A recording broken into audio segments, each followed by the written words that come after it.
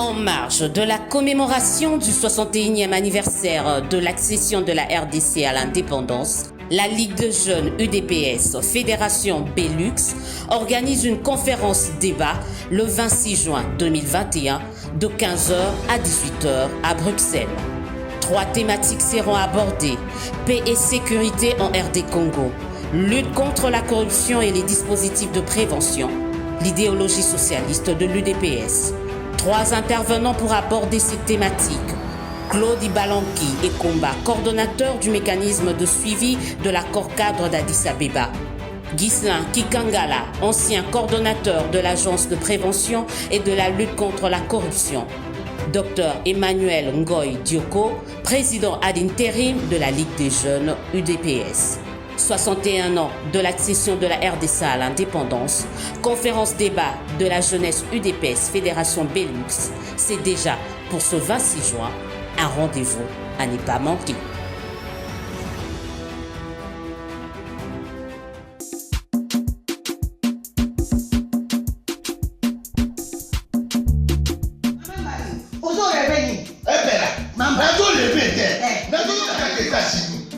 Plus précisément dans la Washington. Maman Martin Maman Martin Balobi shop Africa Union. Mais donc t'es qu'à nyonso biloko ya congolais. Olingi ndeko na yo asalisa yo te. Mpona kolia na yo moko babondela yo. Mpona nzoto na yo moko ya elei. Mpo babondela yo balobi bio Africa Union.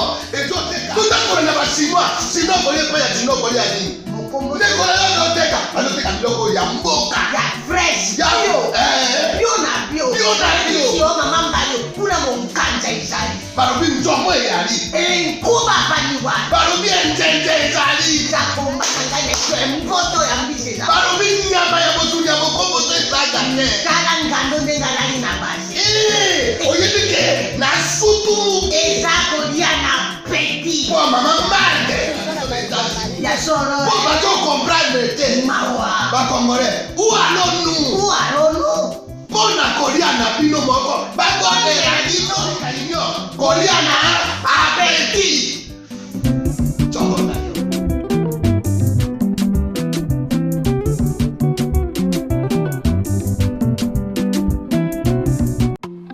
Nous vous présentons Ngai Ngai la finesse. Ngai Ngai la finesse est un savoureux mélange de la feuille d'oseille et des différents ingrédients puisés d'une recette secrète d'une famille africaine. Vous pouvez déguster cette sauce délicieuse avec une variété de plats de votre choix. Avec les journées chargées d'occupations qui ne nous permettent pas d'être toujours à la cuisine pour une longue durée, Ngai Ngai la finesse est la meilleure option. Délicieux, rapide et voilà, vous êtes servi en quelques minutes.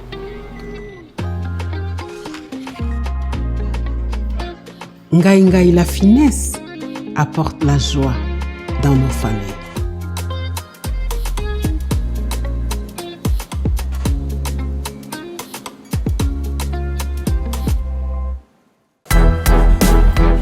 Hello. Lupi na biba ila biloko olia. Ba ina ka biloko États-Unis. Oni ko boma bona bo jeunesse. Mwana États-Unis.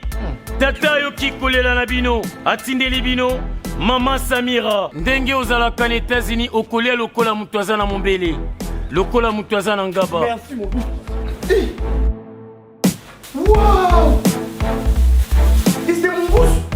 Bana États-Unis, kolia bio ekomi lolingi na bino. Pona kozwa mbisi ya kokauka tope mafuta ya mbila Chez Maman Samira. ata ozali na posa ya mbinzo ndakala mayebo safu ezali pebitoyo chez Maman Samira manso mazali eloko moko te yo koluko komona te Na ndenga mabete pona kozwa biloko ya détail. Yoka numéro 938 avenue Maurice na New York. Adresse, il y a entrepôt 12 40 avenue Randol dans les banques. Tala yoko banda koteka mbisi ya kokauka mongusu mafuta ya mbila ekokoma lokola bazoka na yo. Yeyo, kombone mama Samira, makiambae. Mesdames et messieurs, merci de suivre Face à Face, un nouveau numéro. Nous parlons de l'actualité, mais avec une dose beaucoup plus scientifique. On va être froid sur les questions cruciales de la République. Je reçois le professeur... En fait, je vais dire, il faut que j'explique très bien les choses pour que le Congolais comprenne.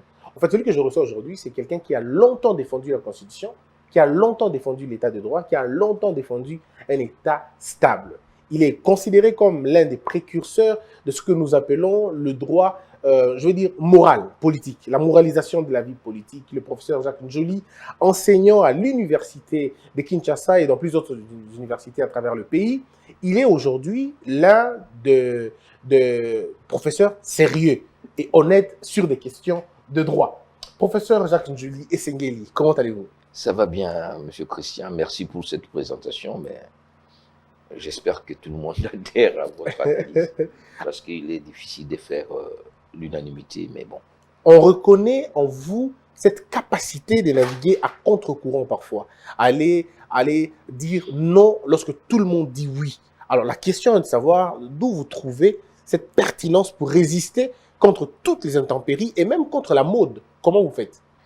Mais j'ai la chance, comme vous l'avez dit, de pouvoir socler ou fixer mes analyses sur ce que j'enseigne, sur la science. Parce que la science, pour moi, c'est une lumière qui vous permet d'éclairer les zones d'ombre. C'est vrai que la science n'a pas une vérité absolue, mais au moins, à travers elle, ça vous permet d'orienter certaines analyses sur un minimum d'objectivité.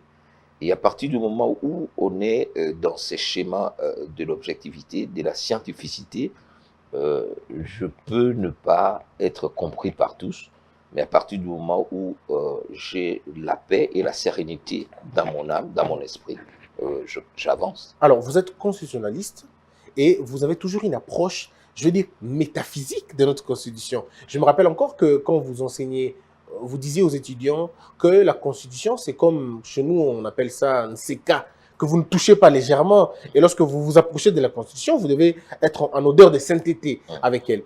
Qu'est-ce que ça représente pour vous, une Constitution dans une République? Une Constitution, c'est plus ou moins 5 éléments. Le premier élément d'une Constitution, c'est que la Constitution jette le base de l'organisation du vivre ensemble. Comment on vit dans ces pactes sociaux, dans ces vivres en commun. Et c'est la Constitution qui fixe les règles du jeu. Comment on devient président, comment on devient Premier ministre, quelle est l'architecture, quelle est l'anatomie du pouvoir. Deuxième élément, la Constitution structure, après avoir donné la substantialité, structure maintenant ces vivre ensemble. Nous avons une architecture, par exemple chez nous, en 3 niveaux. Vous avez le pouvoir central, le pouvoir provincial et le pouvoir local. La Constitution prévoit aussi des mécanismes d'attribution des relations avec le pouvoir. C'est l'aspect que nous appelons physiologique. Donc, la génétique du pouvoir, l'anatomie du pouvoir, la physiologie, mais il y a un autre aspect fondamental dans la Constitution, c'est l'axiologie. Pourquoi vivons-nous ensemble? C'est pour sauvegarder les droits et libertés fondamentaux. La paix publique, qui passe par la reconnaissance de droits des uns et des autres. Et puis, le dernier aspect, c'est l'aspect pathologique. La Constitution est un outil de règlement de conflits. Le droit a pour mission d'assurer la paix sociétale. Et la Constitution assure la paix sociétale dans ce qu'il y a de plus fondamental de l'être, la politique. La politique, c'est-à-dire vivre en cité, c'est une pulsion. Un homme, comme on dit, c'est un animal social. ou anthropos politique zone, comme disent les Grecs. Donc, à partir de ce moment-là, la Constitution devient la norme supérieure, la norme fondamentale, la norme fondatrice même de l'État. Vous vous rappelez des débats qu'on a eus pour dire, à partir du moment, quel moment l'État existe. Certains ont dit, lorsqu'il y a un territoire, oui. Lorsqu'il y a une population, oui. Lorsqu'il y a un pouvoir organisé, oui. Lorsque vous êtes souverain. Mais tout ça, le PV de l'existence de l'État, l'élément juridique de l'existence de l'État, la preuve de l'existence de l'État, c'est d'avoir une constitution. Alors moi j'aime cette expression, le PV de l'existence de l'État, c'est la Constitution. Et donc c'est l'acte fondateur de l'État. Par conséquent, cet acte fondateur est sacré. C'est le soubassement même du vivre ensemble. Donc c'est les ciments. Il y a un auteur que vous devez connaître, Georges Habermas, qui dit que nous sommes dans un État post-national. Donc nous ne sommes plus frères patriotes nationaux pour les questions tout simplement de consanguinité. C'est parce que nous partageons... Le vouloir vivre. Oui, parce que nous partageons le même pacte constitutionnel. Oui. La Constitution devient les ciments même de l'existence de la société. Voilà pourquoi, lorsqu'on aborde les questions qui sont dans la Constitution, il faut y aller avec tout le sérieux. Avec tout le maître. Alors, deux questions se bousculent dans ma tête. La première est celle de savoir comment la Constitution organise la séparation du pouvoir. Est-ce que dans tous les pays du monde, ce principe, il est sacro-saint ou ce principe est local? Ça veut dire que chaque pays organise sa séparation de pouvoir. Et d'abord, il faut savoir que les principes de séparation de pouvoir, c'est un principe qu'on dit mythologique. C'est-à-dire, ça a été conçu par des auteurs comme Montesquieu, mais lui-même d'ailleurs ne parlait pas de séparation de pouvoir. Et il ne décrivait pas le régime politique français, il décrivait le régime politique britannique. Et ces principes invisibles, comme métaphysiques, comme je le dis, partent du constat que chaque fois qu'un homme a le pouvoir, il a tendance à en abuser. Et comment faire à ce qu'on ne puisse pas avoir des abus? Il faut que le pouvoir arrête le pouvoir. Oui. Ces principes, ces dogmes, a été consacré par la Révolution française de 1789. Chaque fois que la séparation de pouvoir n'existe pas, vous n'avez pas une constitution. Alors, c'est de l'anarchie? Lorsqu'il n'y a pas de séparation de pouvoir? Lorsqu'il n'y a pas de séparation de pouvoir, ce n'est pas l'anarchie, c'est la dictature. Alors cette séparation de pouvoir peut se faire au profit de l'exécutif, c'est-à-dire que l'exécutif contrôle le judiciaire, contrôle le législatif, donc nous avons dans un régime de concentration de pouvoir qu'on appelle la dictature. Ça peut aussi se faire de l'autre côté, c'est-à-dire que le Parlement contrôle tout. Le Parlement contrôle tout. Alors on arrive dans un régime d'assemblée qui est aussi un régime déséquilibré. Donc l'objectif du principe de séparation de pouvoir, c'est d'arriver à un modèle de gouvernance équilibré. Et c'est l'équilibre qui protège les libertés. C'est-à-dire que chaque pouvoir a une mission, mais tous regardent dans la même direction. L'exécutif applique, les législatifs adoptent le droit et les judiciaires disent les droits. À partir de ce moment-là, en regardant tous dans la même direction, eh bien, on peut avoir une société équilibrée. Professeur Jacques Njoli, pensez-vous que cette constitution que nous avons du 18 février, est-ce que cette constitution garantit, protège, sécurise, encadre, prône la séparation de pouvoir? Je crois que lorsqu'on lit l'exposé des motifs de cette constitution, et vous verrez, j'ai peut-être je sais pas. Moi, je l'ai toujours, en tout cas. Voilà, je voudrais qu'on m'amène mes Je documents. peux vous voilà. Très bien. Oui. Lorsqu'on lit l'exposé des motifs de cette constitution, vous verrez que il est dit que l'organisation du pouvoir est sous-tendue par des préoccupations majeures. Quelles sont ces préoccupations?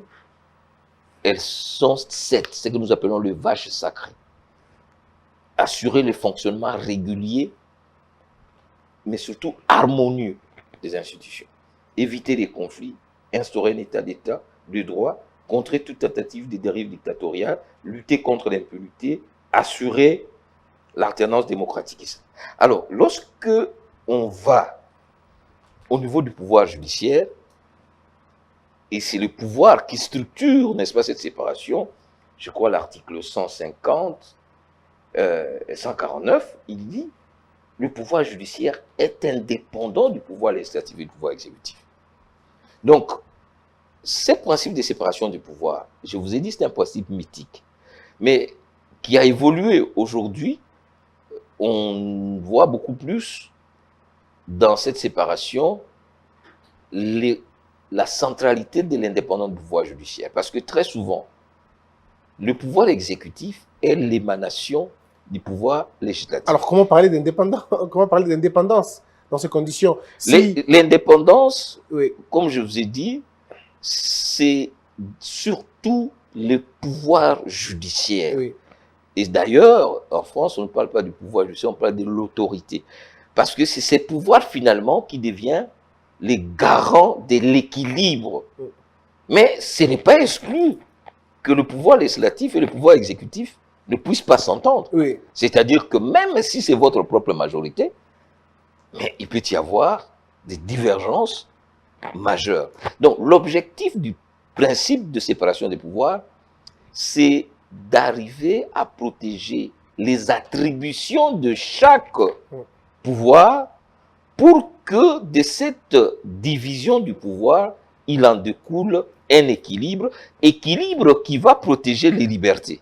Alors, dans notre cas, professeur, les gouvernements, l'exécutif vient de l'Assemblée nationale. Oui. Est-ce qu'on peut parler de séparation en ce moment-là? Les juges sont nommés par le président de la République. Oui. Est-ce qu'on peut parler de séparation quand on sait que vous êtes nommé par moi, oui, et les autres émanent de l'Assemblée? Comment s'organise un système comme ça? Je vous ai parlé de l'anatomie du pouvoir. D'accord. Mais il y a aussi la physiologie. Il est un fait que l'Assemblée, le gouvernement est l'émanation Ouais. du législatif. Mais dans le fonctionnement, les deux pouvoirs peuvent avoir des divergences. Okay. C'est comme ça que la Cour constitutionnelle intervient comme juge de règlement des conflits d'attribution entre le législatif et l'exécutif.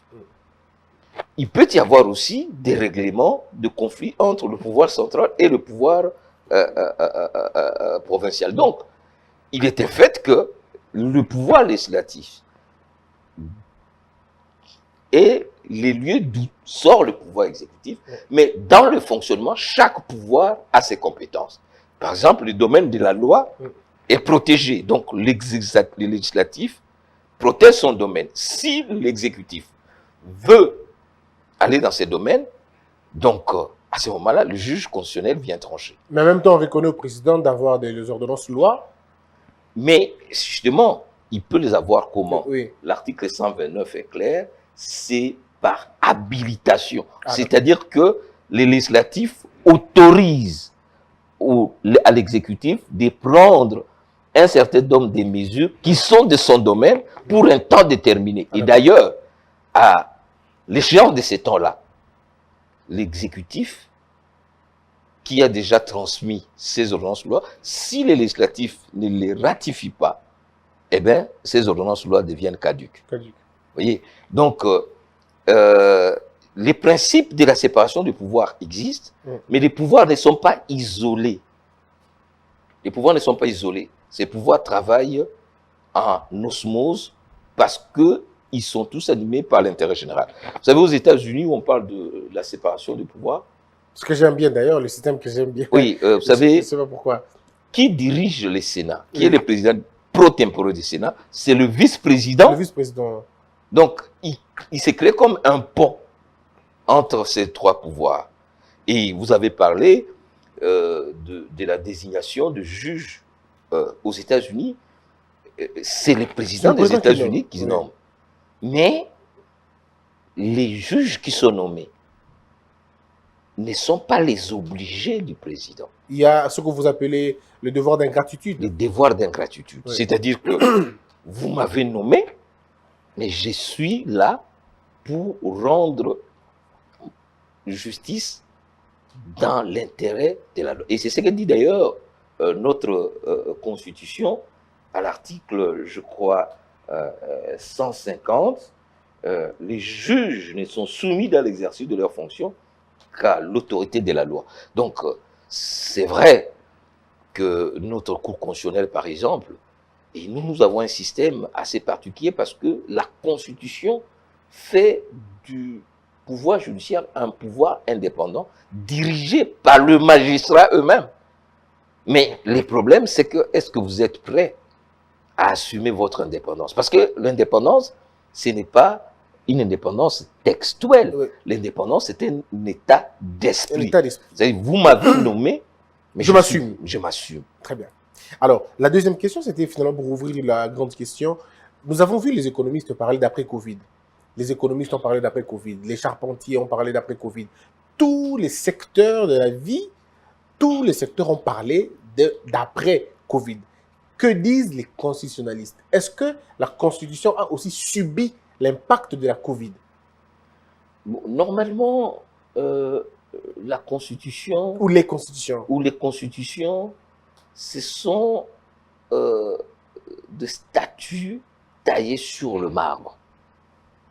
C'est ce qu'on appelle l'intemporalité de la Constitution.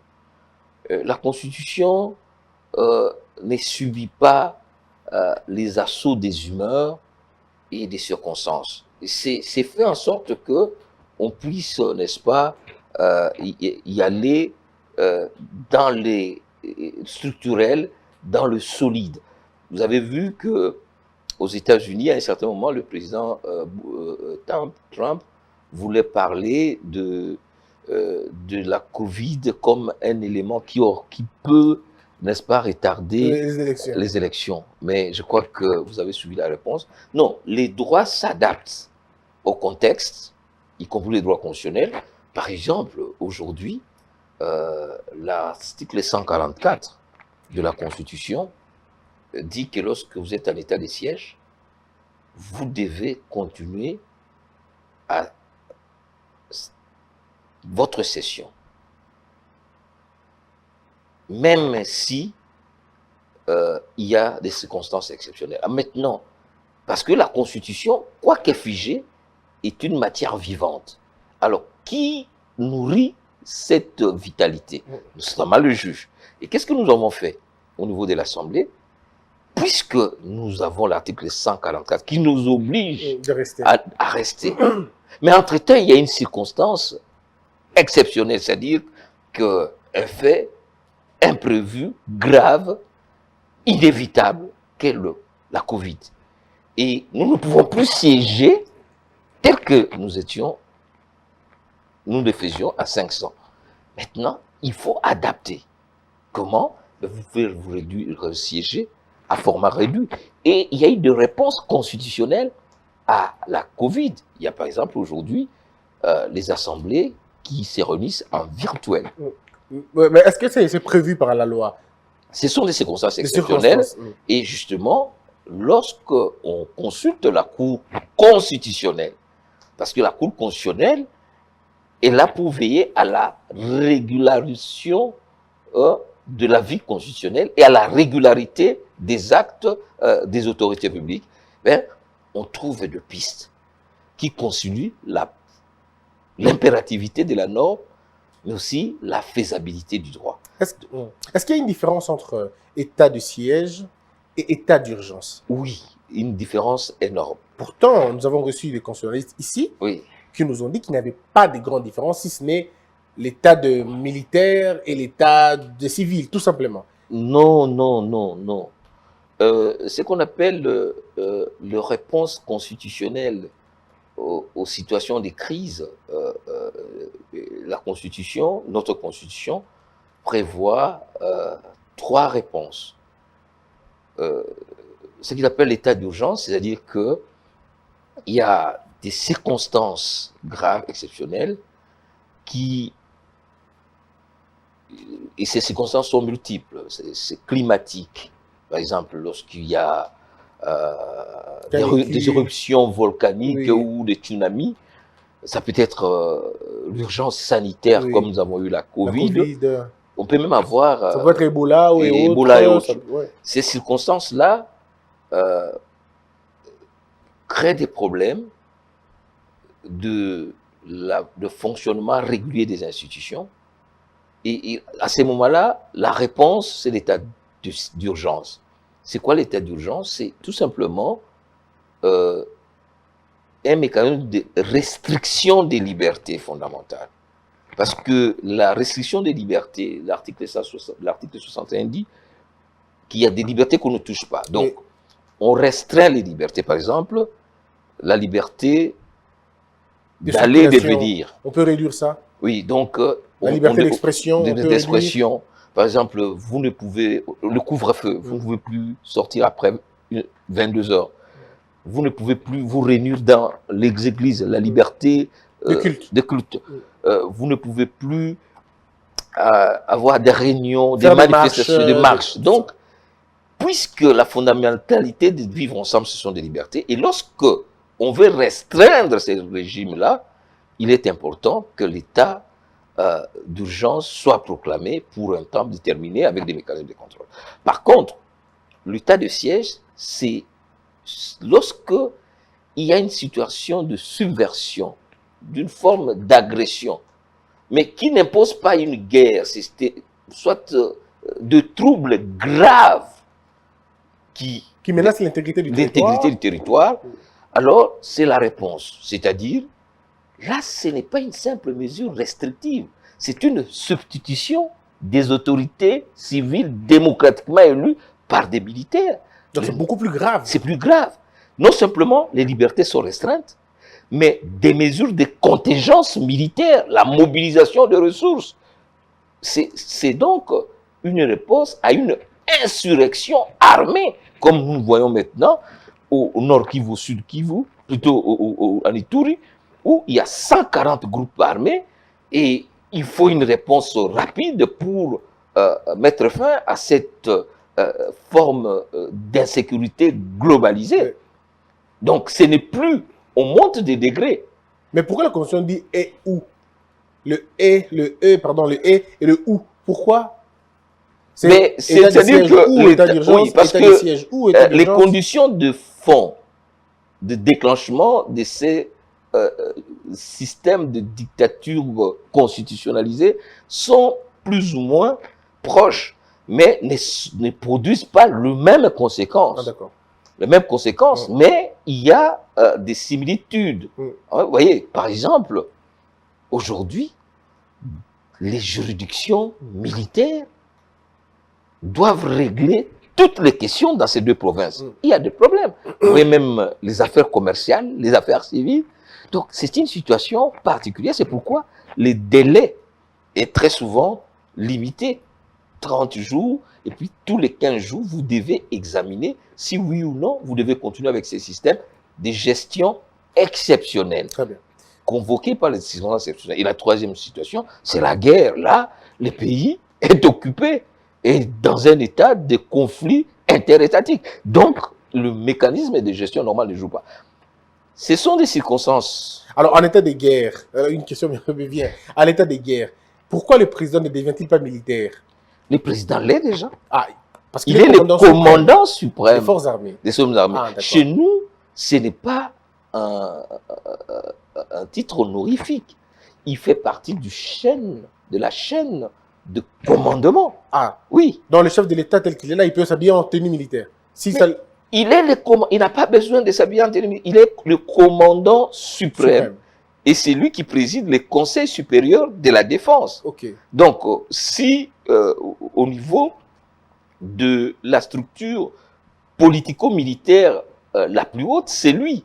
Après, il y a seulement le haut commandement qui est dirigé par le chef d'état-major général dans la chaîne, n'est-ce pas, de commandement. Et puis, les ministres de la Défense dans la chaîne de mise en œuvre. Donc, c'est comme ça dans les autres pays aussi, comme en France, comme en Belgique Le président a toujours été ce commandant suprême des forces armées. C'est comme aux États-Unis, on appelle le président des États-Unis commander-in-chef, Oui. commandant en chef. Mais dans d'autres pays, c'est tout simplement symbolique. En France, par exemple, c'est symbolique. En France, nous sommes dans un régime semi-présidentiel, donc la politique de défense, la conduite des opérations, le président est plein dans cela. Ok. C'est d'ailleurs un héritage gaulien, n'est-ce pas? Mais dans certains autres pays, il a un rôle symbolique, c'est le gouvernement qui assure la politique de défense, mais chez nous, c'est vrai que le gouvernement est là, c'est d'ailleurs un des problèmes de notre système constitutionnel, mais le chef de l'État a un rôle clé dans l'architecture de Alors, défense. nous allons revenir avec beaucoup de questions autour de la Constitution toujours après. Mais par exemple, toujours dans le cas de Covid, lors du premier tour des élections régionales et départementales en France, nous avons observé un taux d'abstention de 61%. On parle même d'un record depuis la première, disons, depuis la 5e République. Selon vous, est-ce que la Covid a eu un impact sur la Constitution française, par exemple? Oui, il faut d'abord dire que les taux d'absentéisme dans le vieille démocratie ont toujours été très élevés. On observe que plus les pays, comme on dit, les démocraties de pays surdéveloppés, il y a comme une désaffection de la vie publique, sauf pour des élections majeures. Les élections régionales en France, on peut expliquer cela par la Covid, ça c'était fait parce que il n'y avait pas de grands meetings, il n'y avait pas une grande campagne, mais des analystes, des constitutionnalistes, des collègues constitutionnalistes disent aussi que il y a la question même de l'importance des élections régionales dans la vie politique française. La région est une entité plus ou moins abstraite qui a historiquement très peu d'ancrage dans la pensée. C'est quoi la région? Surtout que dernièrement, il y a eu une redéfinition des régions qui n'obéit à aucune cohérence historique ou sociologique. Donc, ce qui fait que si vous mélangez les éléments juridiques, les éléments sociologiques et les éléments circonstanciels comme la Covid, ben, on arrive à ces taux assez exponentiels de l'abstention. Mais le phénomène d'abstention, c'est un phénomène qui, aujourd'hui, frappe la plupart de ces vieilles démocraties. Et ça complique un peu. Mais revenons au Congo. Oui. Chez nous, à Tchouapa, la troisième vague de la Covid-19, mais aussi la troisième vague des concessions illégales attribuées à une seule année, ça se passe chez vous, en Tchouapa, une superficie 3 fois supérieure à la limite autorisée pour un seul concessionnaire, sans preuve de consultation des communautés. Un recours administratif a été déposé le 9 juin dernier pour annuler ce contrat. Alors, vous qui êtes élu, de quel œil voyez-vous toutes ces choses? Mais écoutez, les problèmes de l'exploitation forestière au niveau du pays, comme le problème de l'exploitation minière, se passent très souvent en dehors de nous, les élus. Oui. Les droits congolais, les droits forestiers ou les droits de l'environnement congolais, mais l'autorité politique centrale, le ministre qui signe les arrêtés, le gouverneur de province, même a une implication très faible, et les communautés locales. Et à partir de ce moment, tout se passe dans l'opacité. C'est après coup que nous y allons pour voir, mais écoutez, il y a déséquilibre, dans un premier temps, entre l'exploitation à haute intensité et les compensations qui sont données à la population très souvent mal outillée. Donc, cette situation crée d'énormes tensions. Nous essayons d'intervenir après, mais c'est difficile. Donc, mais c'est depuis très longtemps, cher professeur. C'est depuis très longtemps. quand nous regardons le Katanga qui a été construit par ces mines, à cause de ces mines, mais un peu avec l'argent de l'Équateur, est-ce que c'est possible que l'Équateur se développe aussi avec sa forêt, Non, avec ce bois et ainsi de suite? Avant la situation actuelle, il y avait de grandes concessions agro-industrielles Oui. qui, bien sûr, ont permis ce développement global de l'économie congolaise, mais que ce soit dans les territoires de Bokungu, à Ikela ou à Bouindé, ces grandes plantations de la société Essabé à l'époque, ou Bouzira Lomami, ont permis à l'Équateur d'être le fleuron du développement économique. Mais à la suite d'abord des rébellions, des arianisations et du tarissement ou de tout simplement de notre désorientation en matière d'investissement, l'agriculture ne représentant plus rien parce que l'agriculture exige des investissements à long terme. On est allé dans l'exploitation, comment dire, anarchique et abusive de mines. Et maintenant, ce qui s'est passé dans l'agriculture risque de se passer au niveau de forêt. Donc, nous sommes très intéressés par ces recours administratifs devant la... Est-ce que ça va changer fondamentalement la nature des choses? Mais je crois que ça peut changer. J'ai été avec un groupe d'exploitants chez Madame la vice-première ministre, ministre de l'Environnement, qui va organiser les états généraux de l'exploitation forestière. Il faudra que nous puissions nous prononcer. Est-ce que nous allons dans les exploitations, dans le coupe de bois, ou bien nous faisons une économie de conservation en ayant des ressources, par exemple, au niveau de carbone. Le reboisement aussi. Voilà, de reboisement. Parce que les problèmes, c'est cela. Ceux qui coupent payent des taxes de reboisement qui sont gérées par des fonds qui sont ici et qui ne reviennent pas dans les communautés locales. Mais les cahiers des charges, alors, est-ce que... Alors, c'est justement ça. Les cahiers des charges, surtout les cahiers des charges et les annexes liées aux clauses sociales, prévoient des mécanismes qui sont au niveau très bas. C'est-à-dire, il y a un comité local de développement qui est constitué de villageois.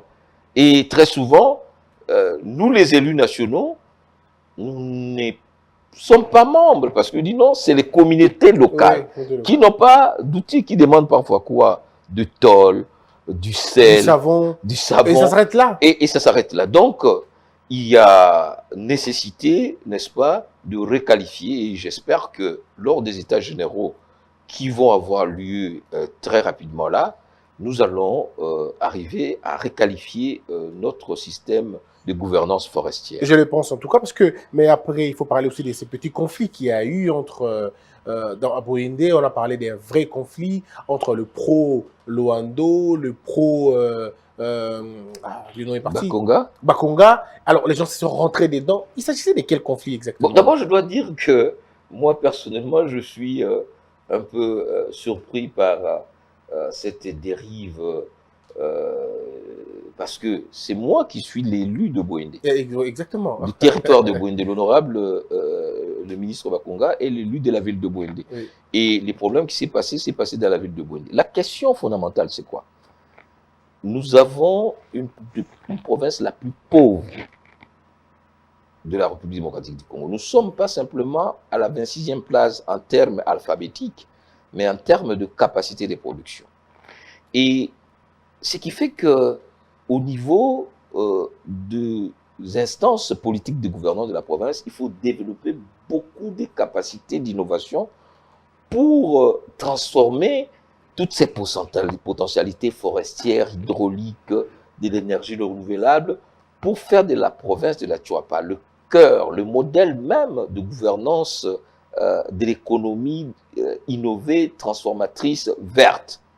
Mais malheureusement, ça ne se fait pas. Alors, qu'est-ce qui s'arrive maintenant? Face à cette jeunesse désœuvrée, les acteurs politiques ont tendance à les manipuler.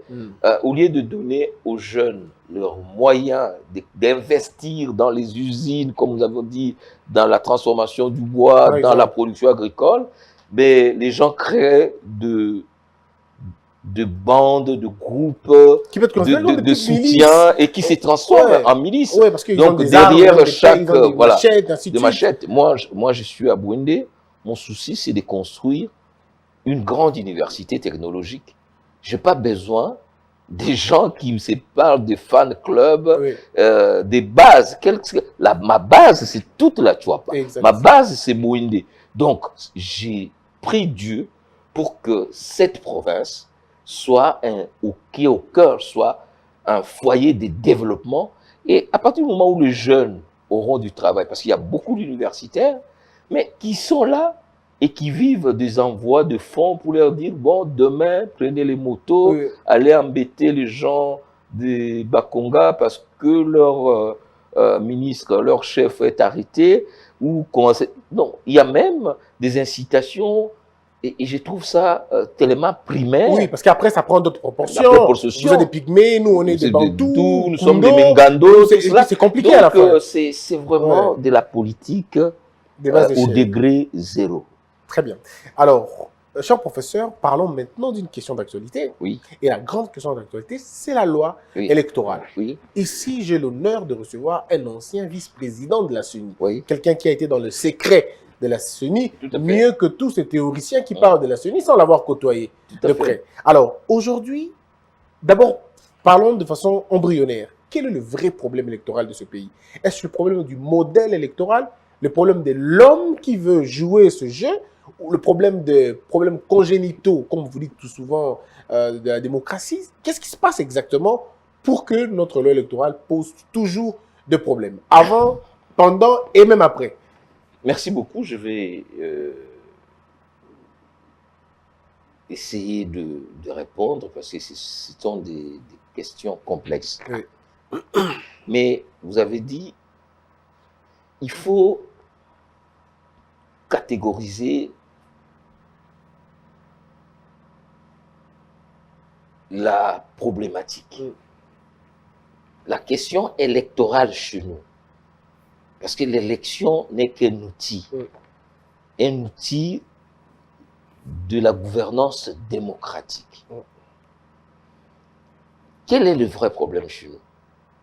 Le problème, c'est que nous avons été dans un modèle de gouvernance autocratique qui doit maintenant se transformer en gouvernance démocratique. C'est-à-dire où les acteurs sont le produit de la volonté du peuple, volonté qui doit s'exprimer par des élections libres, transparentes, crédibles, pluralistes, intègres. Alors, les acteurs, parce que la question du droit constitutionnel, tout comme toute question électorale, c'est une question anthropologique. Est-ce que l'acteur politique africain en général et l'acteur politique congolais en particulier a fait cette conversion, c'est-à-dire qu'il accepte que désormais la source du pouvoir, c'est le peuple et non lui-même, ce qu'on appelle les autocraties, ou alors des élections, des pacotilles, ce qu'on peut appeler des autocraties électorales, faire semblant d'organiser une élection, mais en contrôlant les outils qui vous permettent de rester au pouvoir. Donc, les acteurs étant toujours dominés par ces syndromes de conservation atavique du pouvoir, reviennent organiser les guerrements de semblant d'élection, mais qui leur permettent de rester au pouvoir. Comme disait un certain nombre d'acteurs il y a quelque temps, on gagne et on gagne.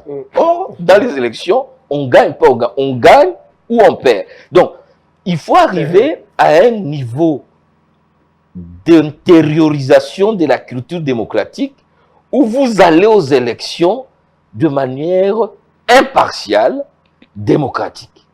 Et lorsque vous avez atteint ce niveau-là, vous pouvez maintenant aller avec n'importe quel système de gestion électorale. Dans les pays démocratiques, qui ont une démocratie ancrée, c'est le ministre de l'Intérieur Qui organise les les élections. Oui. Et lorsque le gouvernement ou le chef de ces ministres de l'Intérieur a perdu, les ministres de l'Intérieur annoncent le résultat. C'est ce qu'on appelle le modèle gouvernemental de gestion électorale.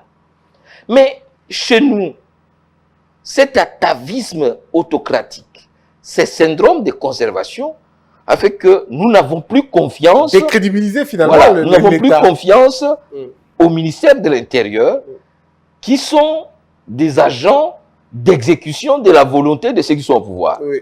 Alors, à partir de conférences nationales qui ont eu lieu en 90, on a muté vers le modèle dit indépendant ou hybride. C'est-à-dire, ce n'est plus le ministère de l'Intérieur qui doit organiser les élections, mais c'est une commission électorale indépendante constituée de personnalités indépendantes, très souvent issues de la société civile ou même désignées par le parti politique, mais qui doivent organiser les élections de manière impartiale. Est-ce pas là le piège, professeur? Comment quelqu'un qui vient d'un parti politique va-t-il être indépendant? C'est ça la magie du droit. C'est-à-dire, vous avez parlé ici dernièrement de juges nommés par les présidents des États-Unis, mais qui ont ce que vous avez appelé le devoir d'ingratitude. D'ingratitude. C'est-à-dire que les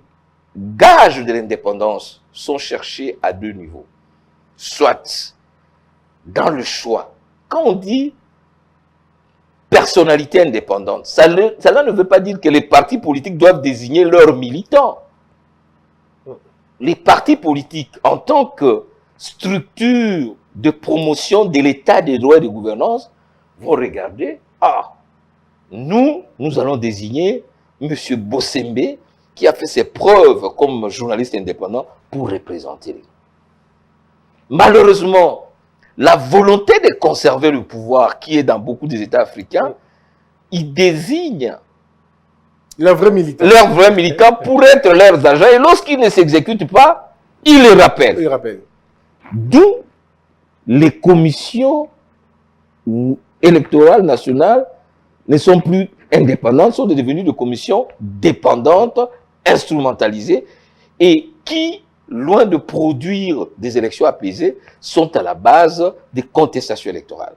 Alors, oui, allez-y. Alors, ce qui fait que nos 3 cycles électoraux, quand vous lisez l'exposé des motifs du texte de notre frère et ami Lutundula, disent, nous avons connu 3 cycles électoraux. Nous sommes toujours à la recherche du vrai modèle. Donc, en fait, c'est que le jeu 13, et l'honorable Lutundula voulait, c'est qu'on fasse une réforme holistique qui concerne à la fois la loi électorale, la loi organique, les financements, le parti politique, et les autres, pour que nous puissions avoir un système électoral crédible et crédibilisant. Parce que, Christian, si vous n'avez pas un pouvoir issu des élections libres, vous aurez toujours un pouvoir faible. Alors, mais vous avez été vice-président. Je commence par la première CENI. Oui. Elle est conduite par le président issu de la société civile. Oui. Le vice-président politique, des membres des partis politiques. Les résultats, vous le savez. Deuxième, c'est vous. Vous êtes membre du MLC. Votre président... Je suis vice-président. Vice-président, pardon. J'ai un pasteur. Oui. Vous avez un pasteur. vous êtes professeur. Oui. Vous êtes acteur d'un parti politique. Oui. Vice-président. Oui. Votre président, pasteur de surcroît, et quelqu'un qui vient de la société civile. Oui. La troisième législature, la même chose. Un pasteur, non, ça doit être quelqu'un de la société civile, confession religieuse, des partis politiques, mais le résultat est le même. Professeur, pourquoi nous ne changeons pas carrément de modèle en disant remettons au ministère de l'Intérieur la possibilité d'organiser les élections? On peut, comme vous dites, on peut remettre au ministère de l'Intérieur si on doit le faire par conviction et non par dépit. Oui. Mais la question, je vous l'ai dit, lorsque on désigne tel acteur, il doit avoir ses devoirs d'ingratitude. C'est-à-dire que pour le choisir, il faut d'abord être convaincus que M.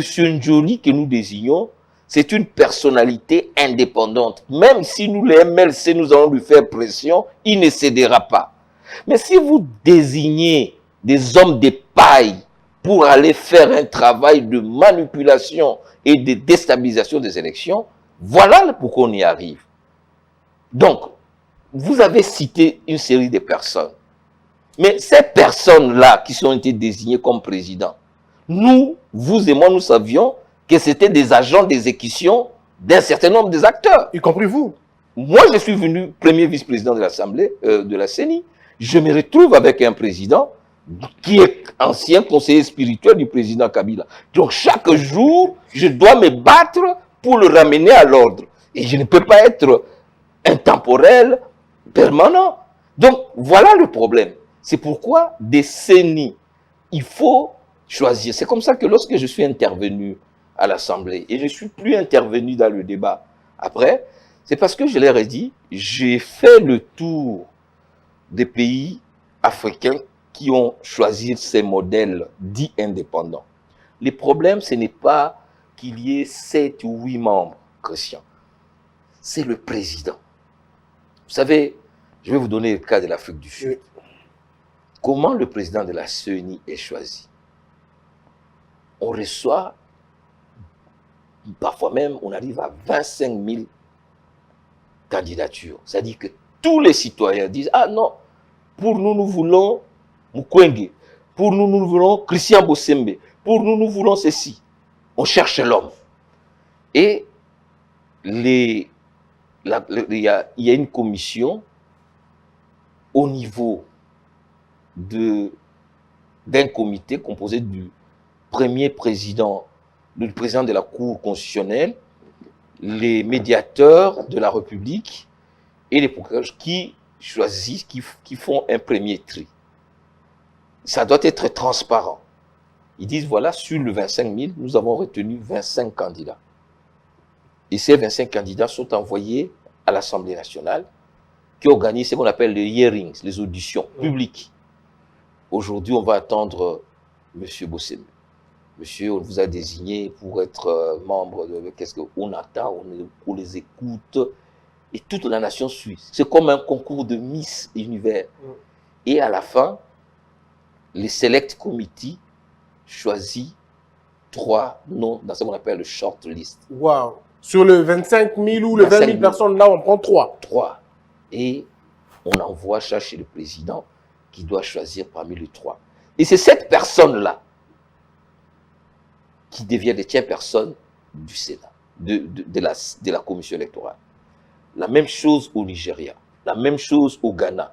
C'est-à-dire que dans notre société comme nous sommes ici, nous avons des personnalités incontestables. On sait déjà que tel est vrai. Alors c'est cette personnalité-là qui va être l'arbitre de toutes les forces.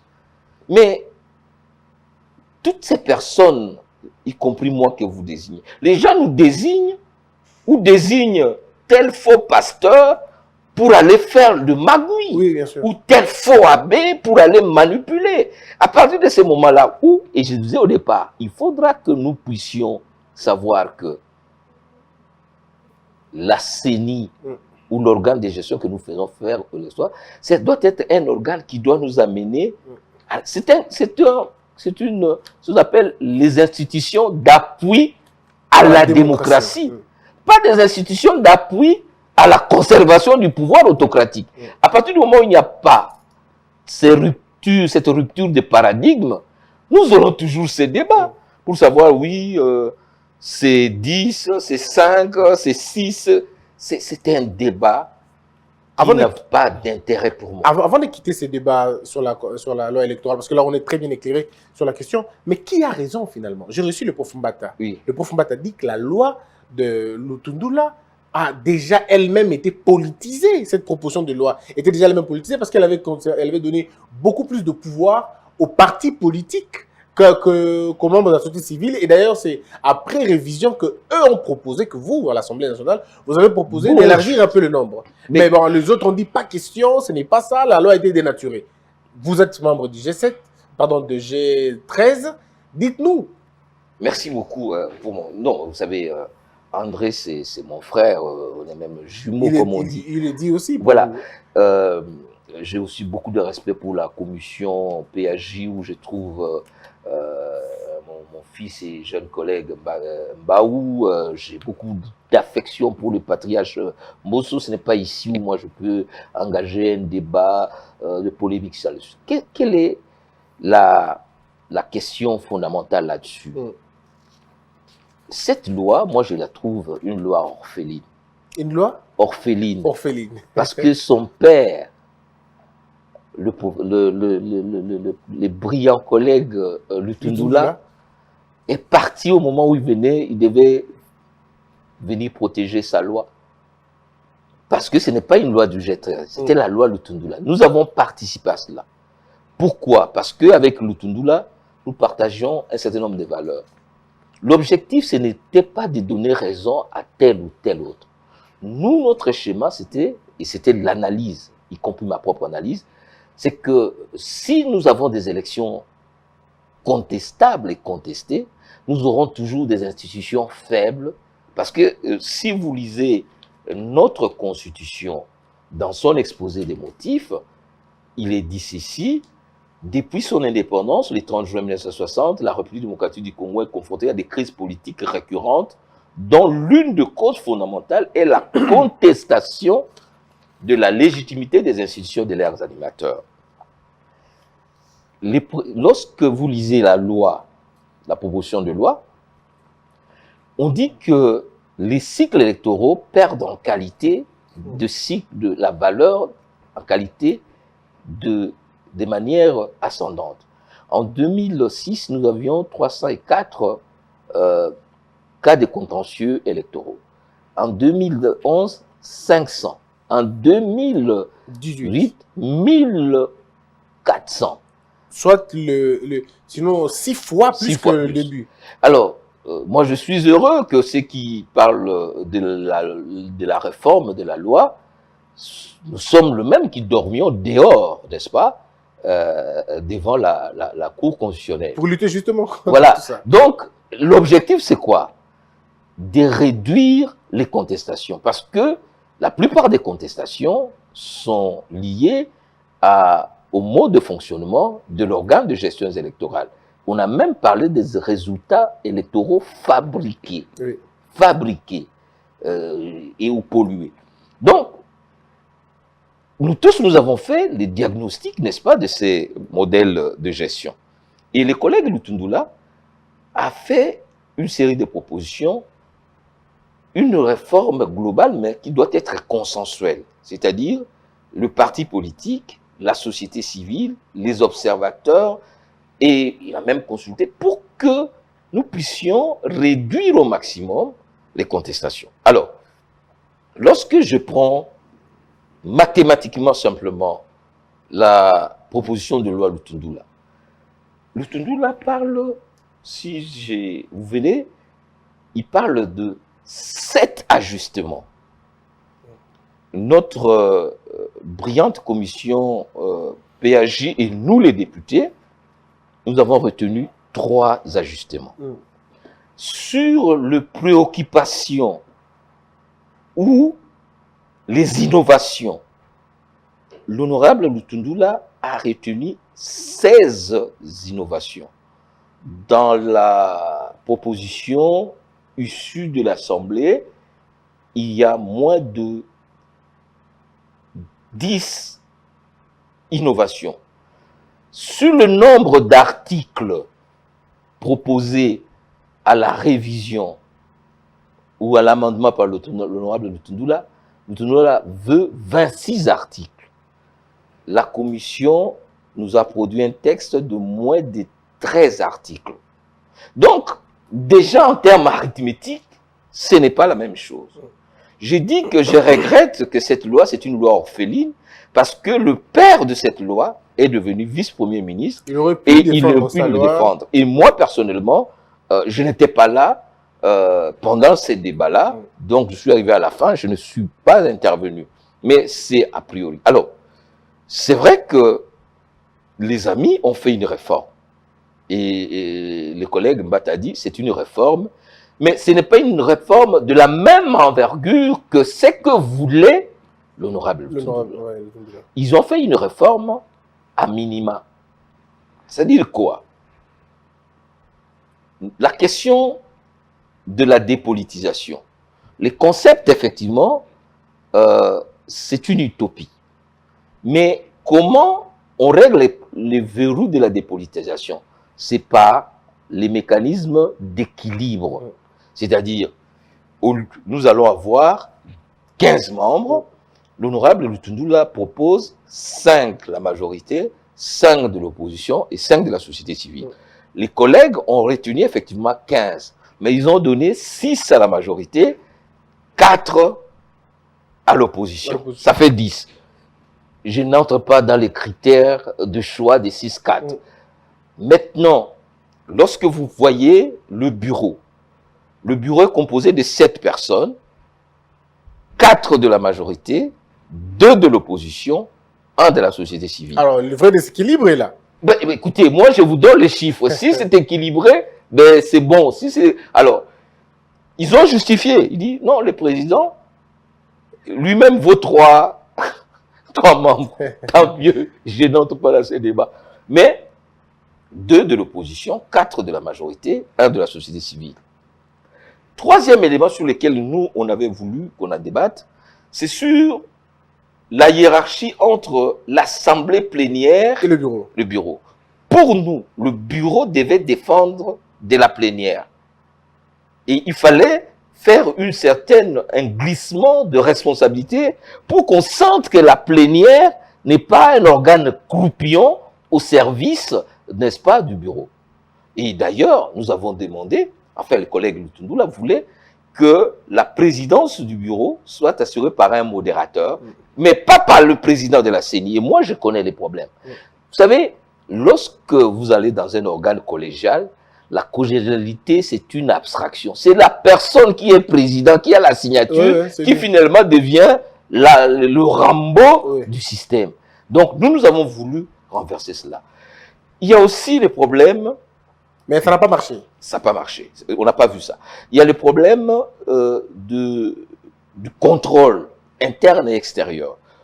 Lorsqu'on parle de la CENI, c'est très souvent les problèmes d'argent, les problèmes de marché, de gré à gré des millions. Vous savez qu'aujourd'hui, l'actuel président de la CENI et même son vice-président sont, n'est-ce pas, sur la liste noire des États-Unis. Alors, on s'est dit que le collègue Lutundula avait proposé un organe qui s'appelle le COPEC, la Commission permanente d'évaluation et de contrôle, qui devait veiller à l'intérieur à assurer ces contrôles. Les collègues ont estimé que ce n'était pas nécessaire, c'était l'Assemblée qui devait assurer ces contrôles. Tant mieux. Alors, donc on a écarté le COPEC. Nous avons voulu que, au niveau de la gestion du processus électoral, et ça c'est, je peux témoigner d'expérience. Quand je suis allé à l'Afrique du Sud, aux États-Unis, après notre échec électoral, j'étais très affecté. Alors, ils m'ont dit, mais professeur Njoli, vous savez pourquoi vous avez échoué? Moi, j'ai dit non. Parce que vous avez cru que le processus électoral vous appartient, vous, les agents de la CENI.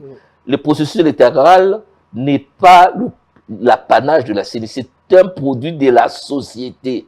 Donc, vous ne pouvez pas gérer la CENI comme une administration hiérarchisée.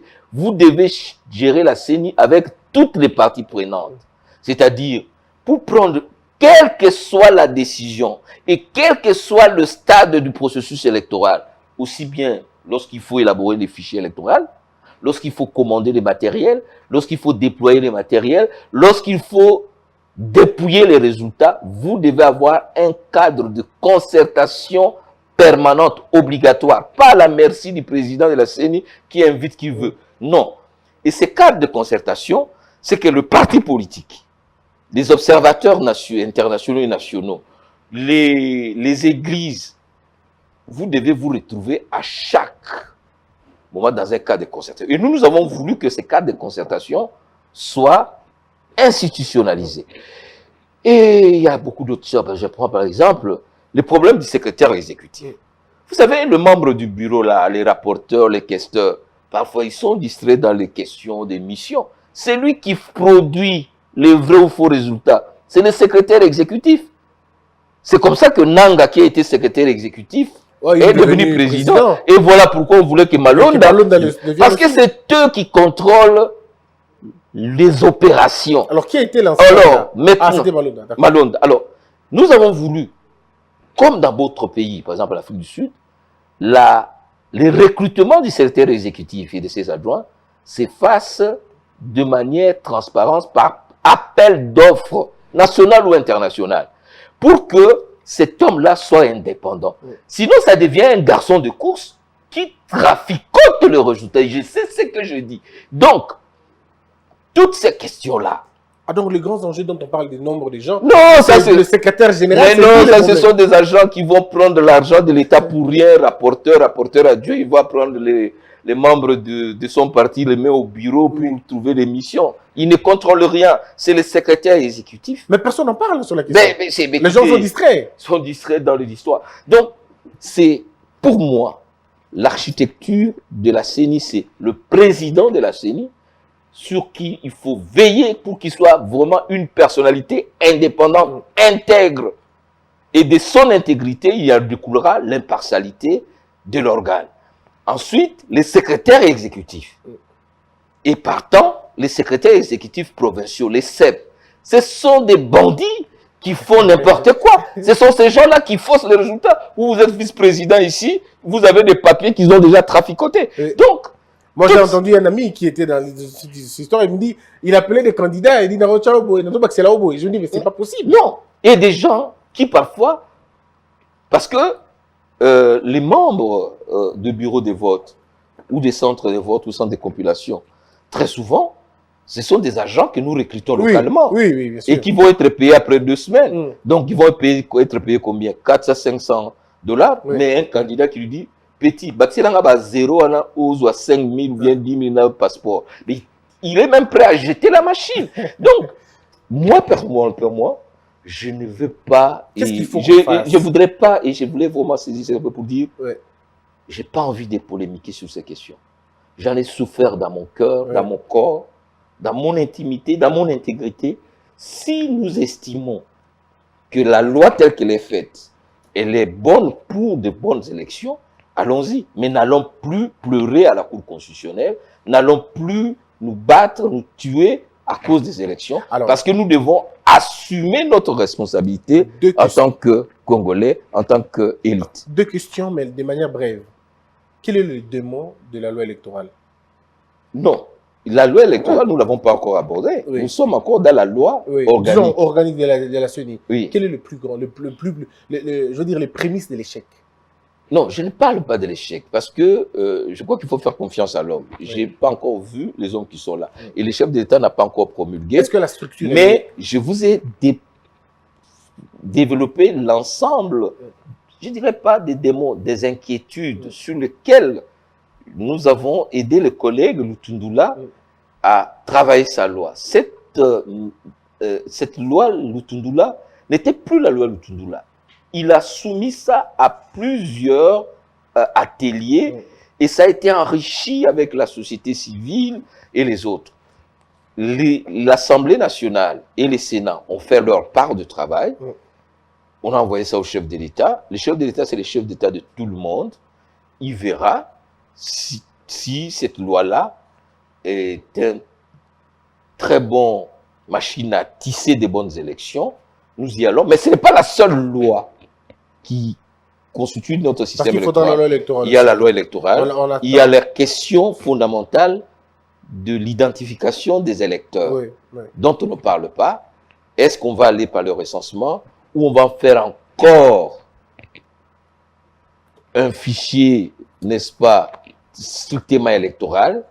Nous sommes aujourd'hui à plus ou moins 840 jours de 2023. On n'en parle pas, il ne faut pas pleurer à point. Très bien. Alors, on va parler de ça avec vous, cher professeur, quand ce sera le moment. On va terminer cette émission. Mais puis après, comment partir si je ne vous pose pas ces questions qui restent? Allez-y, je suis à votre La disposition. question de la 4e République. Vous écrivez déjà vous-même sur le droit constitutionnel et l'expérience congolaise. Oui. Déjà, vous avez écrit sur ça. La question est celle de savoir, quelle est l'opportunité, où voyez-vous l'opportunité d'une 4e République? Qu'est-ce qu'elle nous amènera? Non, moi, je ne parle pas de la 4e République ou de la 3e République. Je vous ai dit que la Constitution, c'est la matrice de l'organisation de notre vivre ensemble.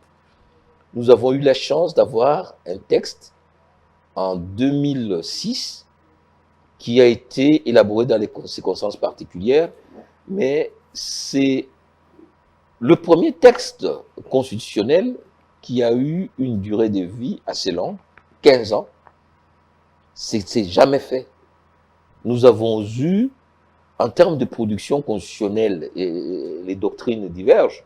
D'autres disent que nous avons eu 5, 6 constitutions définitives, des constitutions intermédiaires, des constitutions de transition. Mais si on compte le nombre des constitutions et des actes ayant valeur constitutionnelle, j'en arrive à plus ou moins une dizaine. Et si vous prenez l'expérience, notre durée de vie, c'est-à-dire que la durée de vie d'une constitution chez nous, ça ne dépassait jamais 2 ans sans qu'on puisse l'amender fondamentalement ou la réforme. Donc nous avons vu une constitution qui a gagné en durée.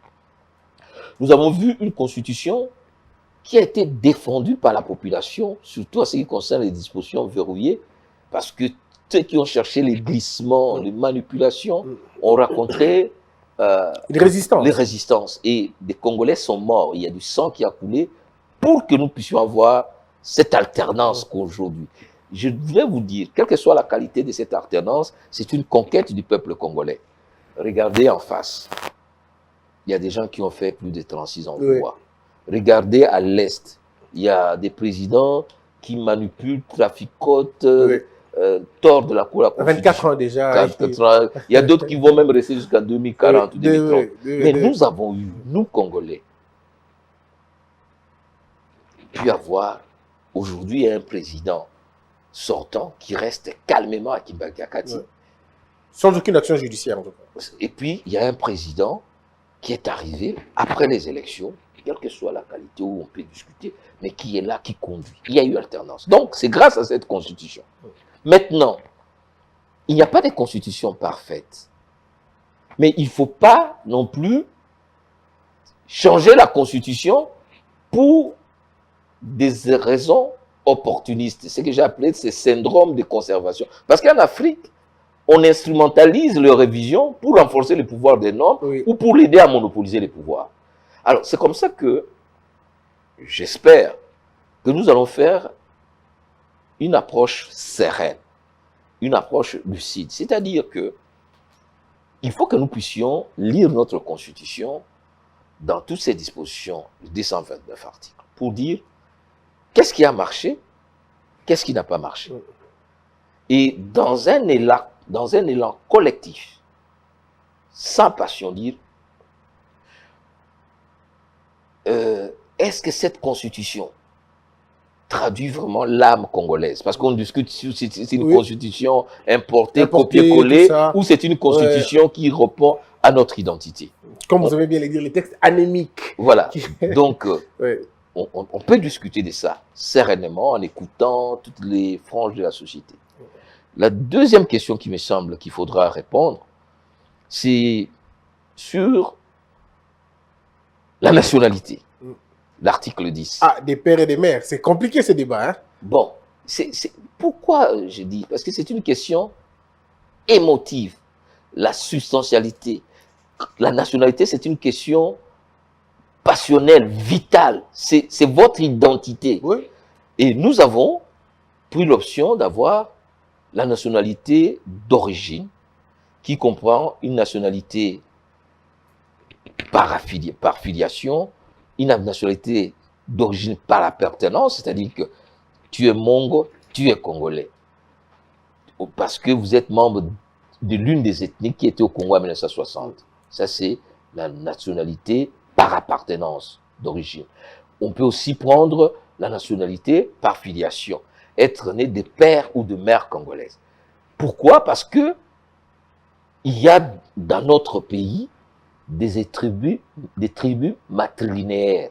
C'est-à-dire que la filiation s'est faite Par la mère. par la mère. Hein? Quand vous allez ici au Bas-Congo, on va vous dire Louvilanangé. Hein?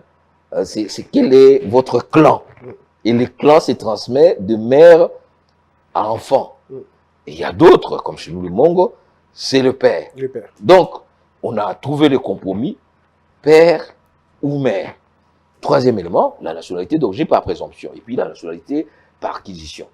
Donc, il y a ces problèmes. Il y a ces problèmes, et tout pour moi, c'est un problème secondaire. Le problème fondamental pour les gens qui te suivent souvent et qui t'aiment beaucoup, c'est la question de l'irrévocabilité de la nationalité congolaise. Là, je crois qu'il y a consensus, c'est que quand tu es né congolais, Tu le restes. tu restes. Même si Lukaku, qui est des pères et mères congolais, aujourd'hui, il marque des buts pour la Belgique, mais nous sentons que c'est notre enfant. C'est notre enfant. Et on se sent beaucoup plus proche de lui qu'un autre. Voilà. Donc, Bouyata, quand nous regardons le match de Belgique, nous sommes beaucoup plus... Donc, et ces Congolais qui jouent dans notre équipe nationale, il faut sortir de la fraude et du mensonge. C'est pourquoi la diaspora, qui contribue pas pour moins de 9 milliards de dollars par an, alors que notre budget n'arrive même pas à 4 milliards, ces frères qui sont exclus doublement. C'est-à-dire que à cause de l'extrême droite en Europe, il n'y a pas ils sont exclus du système. En même temps, ici chez nous, nous les appelons simplement quand nous avons besoin de leur argent pour le frais de scolarité. Mais pour quand les ils veulent matanga. venir investir, on dit non, vous n'êtes pas congolais, Voilà. vous êtes Donc, étranger. il faudra qu'on règle cette question-là. Mais ça doit se faire dans la sérénité, pas dans la manipulation, comme on dit les évêques, pour exclure tel ou tel. C'est une question de l'article 10. Je crois qu'il y a autre question, la forme de l'État. Il faudra qu'on discute. Est-ce qu'on continue avec les 26 provinces? Ou on revient? On revient à 11. Est-ce qu'on continue avec des gouverneurs élus sous corruption et incompétents? Ou il ne faut pas nommer le avec gouverneur? les assemblées provinciales. Qu'à soit faire les assemblées provinciales, des députés provinciaux qui traînent tout le temps ici et qui sont incapables de produire un seul édit par année, par législature. Donc la forme de l'État, nous avons choisi une forme hybride. Qu'est-ce qu'il faut faire? Ça, c'est pas à moi de répondre.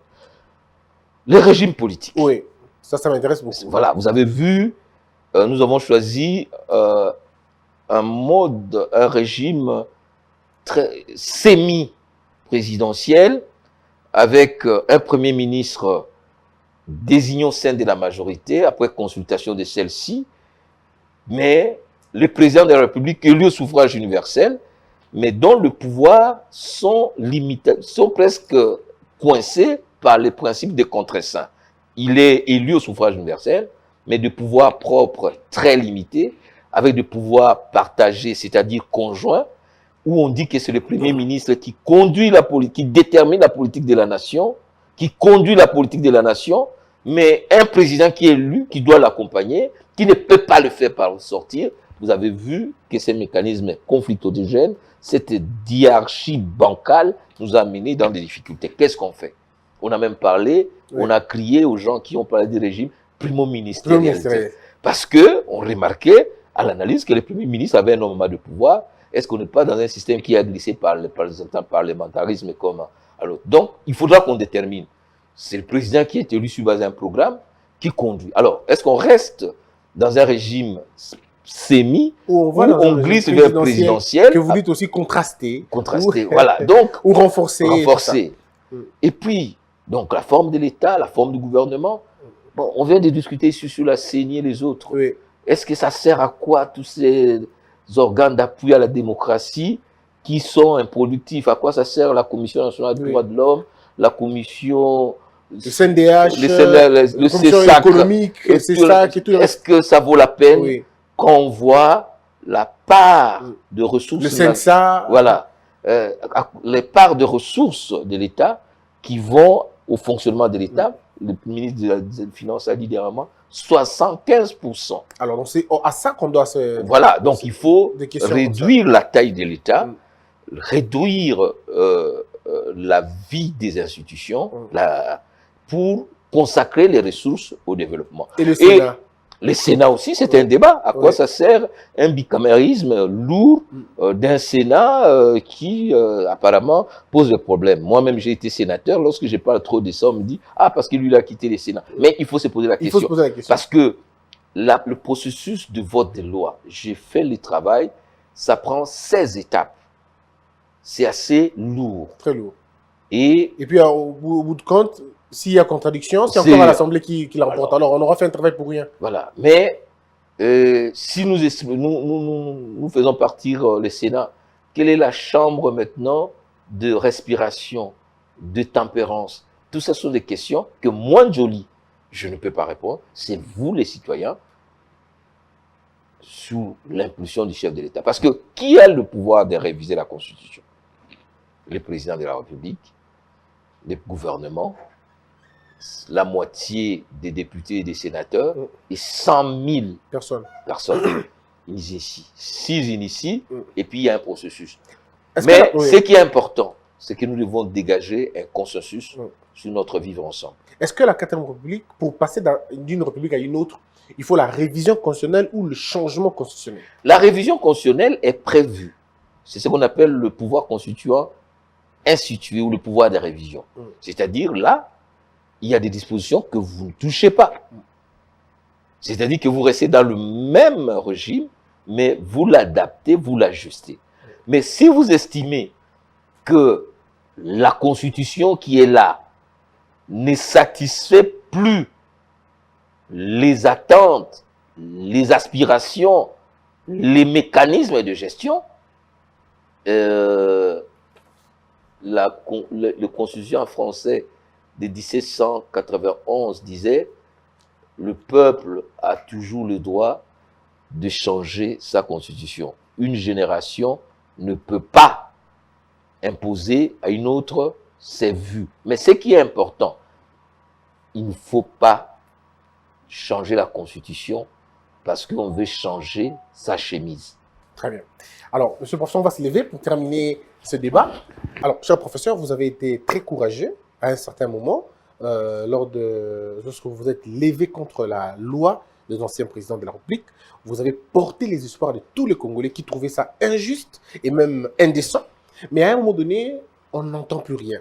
La question, est-ce que le prof s'est arrêté? Est-ce que quelqu'un a tapé sur le doigt du prof? On a dit, n'avancez plus. Qu'est-ce qui se passe? Où en sommes-nous maintenant? Tu me vois m'arrêter ou être arrêté par quelqu'un? Non. Oui. J'ai fait mon travail. Ok. J'ai déposé la proposition de loi. La proposition de loi est passée par le livre bleu d'inscription de loi. Oui. Elle est allée au bureau d'études. Le bureau d'études a terminé son travail. La proposition de loi est inscrite au calendrier de cette session.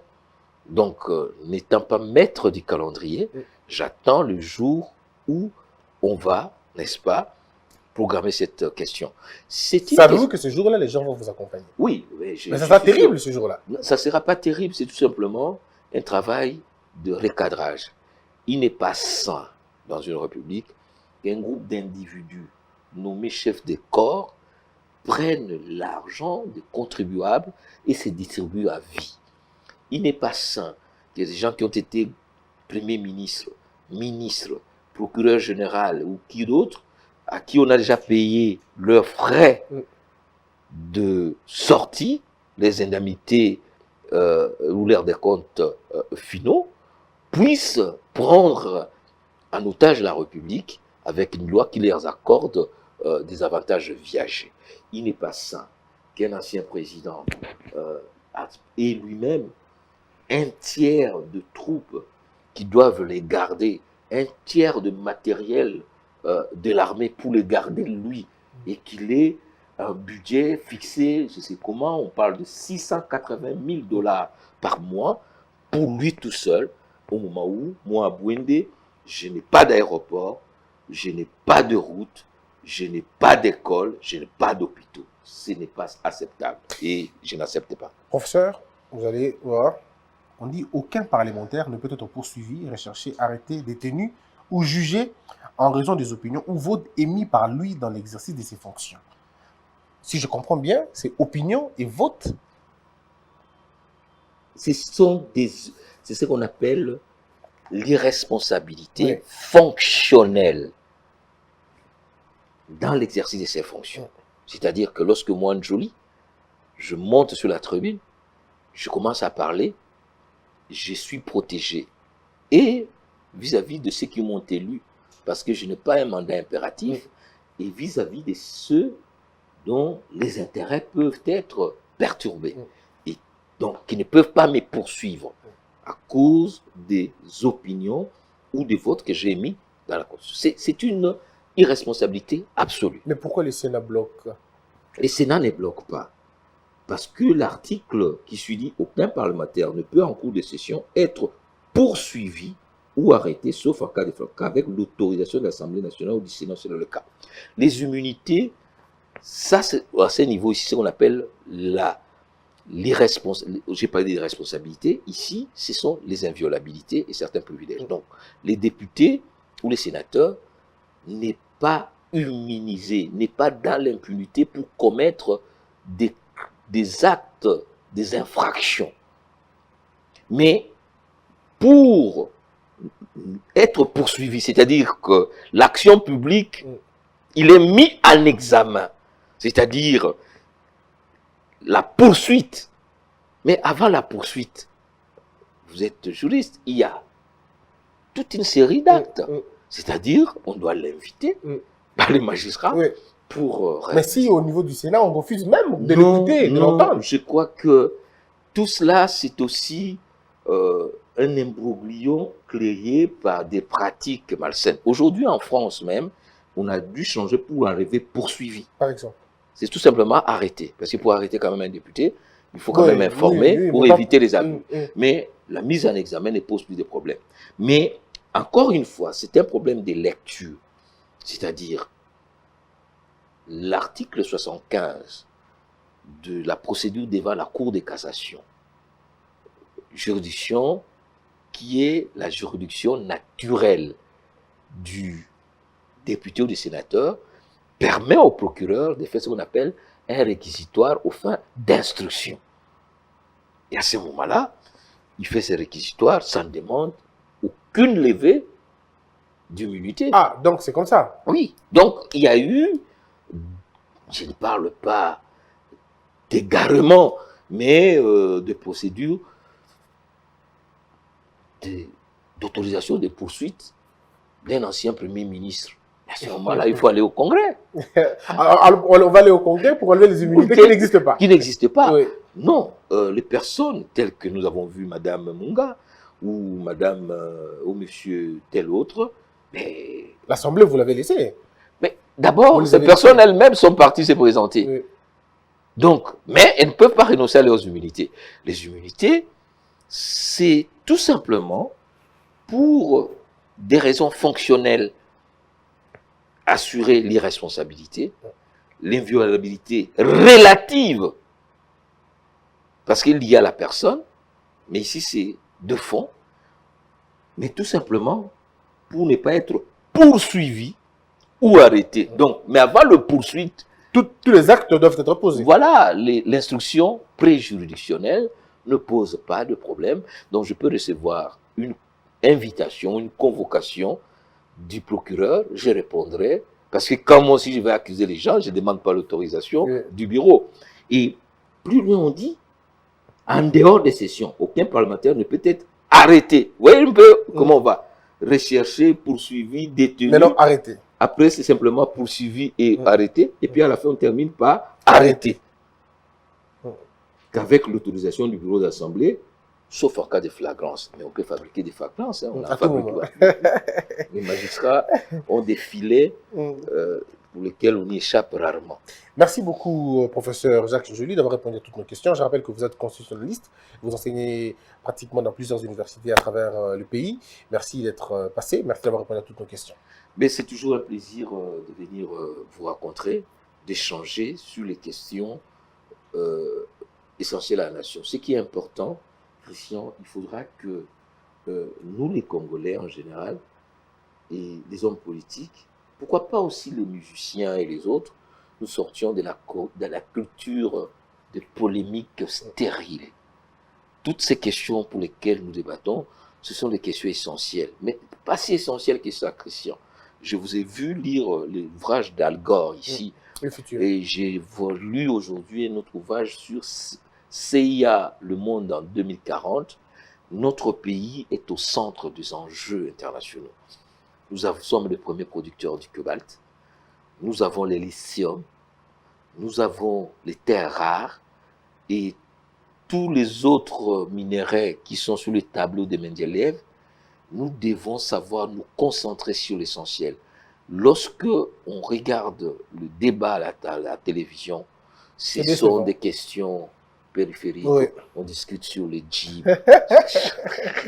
Mesdames et messieurs, merci d'avoir été là. On se retrouve très prochainement. Ah oui, les jeeps, on en parle. Est-ce Oui, que oui, vous avez voilà. votre jeep déjà? Mais je l'attends. Vous l'aurez. Mais la Constitution dit ceci. Je vais prendre la Constitution. C'est sur les députés. Il dit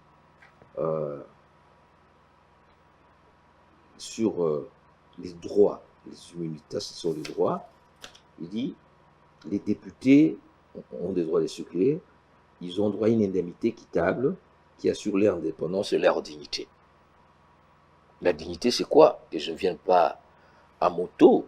Vous savez, moi je suis... un temps normal. Vos frères meurent à l'est de la Oui, ça République, c'est... le volcan Non, nous non. frappe. Mais À Bolivie, il n'y a pas d'aéroport. Vous n'allez pas parler des jeeps, c'est indécent. Non, non. Les problèmes, c'est le moment où cette question est mise sur la place publique. Oui. Et je comprends que dans un pays où le Congolais moyen vit avec moins de $1, oui, où nous sommes le pays le moins classé en matière de distribution d'eau, d'électricité, où il n'y a pas de route, ça peut choquer, n'est-ce pas, qu'on parle de Jeep, de luxe. Mais il faudra aussi comprendre. Moi, je suis un élu de Kinshasa, j'ai un moyen de transport que j'ai acquis au niveau de l'université. Mais mon collègue qui vient d'Irumu, que je vois chaque jour venir avec une moto, où il prend des catchs et il attend que Tokobo bateau, il a même peur qu'on puisse le... Donc, il faut raison garder et ne pas gréver davantage les finances publiques. Mais ces questions des jeeps sont des questions de montage financier qui relèvent de services administratifs.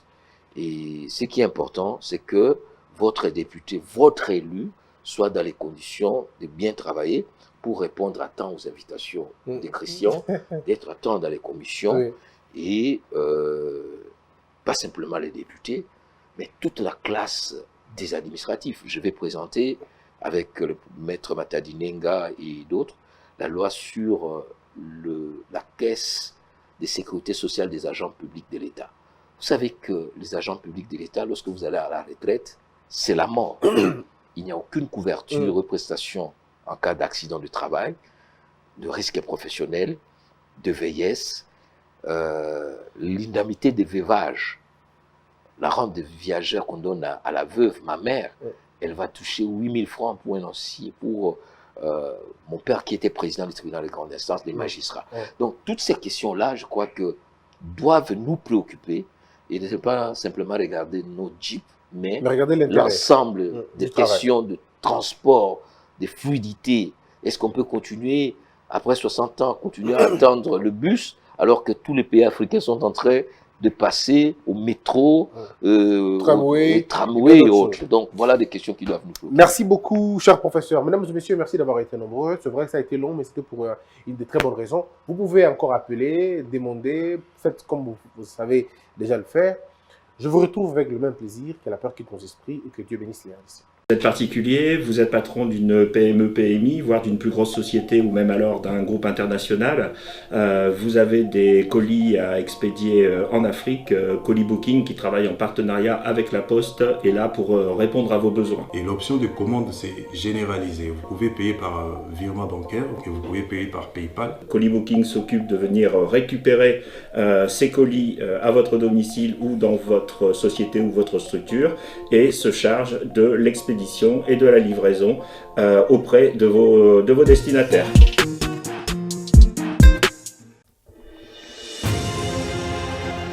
Avec son personnel hautement qualifié, Global Service vous propose des services de qualité à un temps record.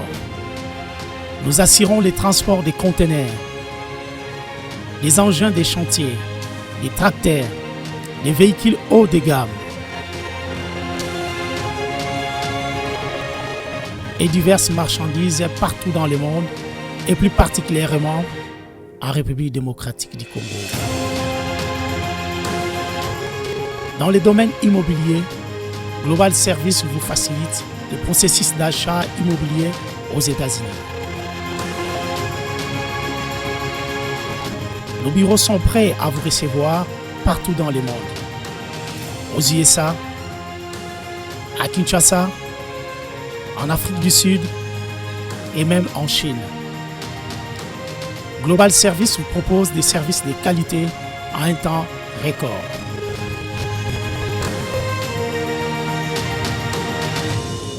Amenez-nous vos projets, nous sommes la solution.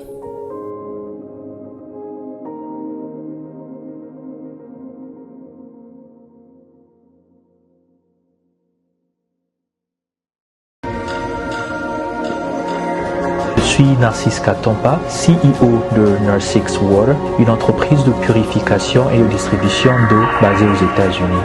Je suis titulaire d'un master en finance et une spécialité en assurance gestion des risques. Narsix Water est une eau électrolyte d'une source artésienne à San Antonio, État du Texas. Elle est dotée d'un pH de 9.5 et contient des minéraux capables de traiter les déchets organiques acides du corps et de maintenir un pH équilibré dans le sang comme dans le corps.